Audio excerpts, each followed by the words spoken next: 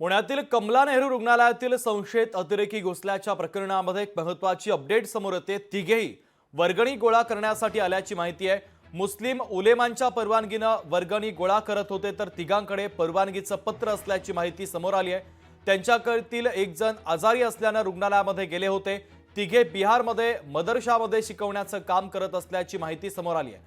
मागच्या वर्षी पुण्यामध्ये मदरशासाठी वर्गणी गोळा करण्यासाठी आले होते। पोलिसांच्या तपासात ही माहिती आता समोर आलेली आहे। आज सकाळी जे कमला नेहरू हॉस्पिटल आहे, शासकीय रुग्णालय आहे, त्या ठिकाणी ते 3 इसम जे आहे ते गेले होते रक्त तपासणी आणि बाकीचे त्याचे वैद्यकीय तपासणीसाठी। आणि मग त्या ठिकाणी ती फोटो आणि ती मेसेज हॉस्पिटलचे काही जणांकडे असल्यामुळे त्यांना संशय वाटला। फोटो वगैरे मधून ते त्यांना पाहिला ते संशय वाटत होता। पोलीस त्या ठिकाणी गेली, पोलिसांनी त्याच्याकडून विचारपूस केली। विचारपूस केल्यानंतर आम्ही विचारपूस करण्यासाठी त्यांना पोलीस स्टेशनला आणलं आहे। त्याची जे व्हेरिफिकेशन चालू आहे। लोकशाही मराठी ऐका, पहा, जागरूक रहा।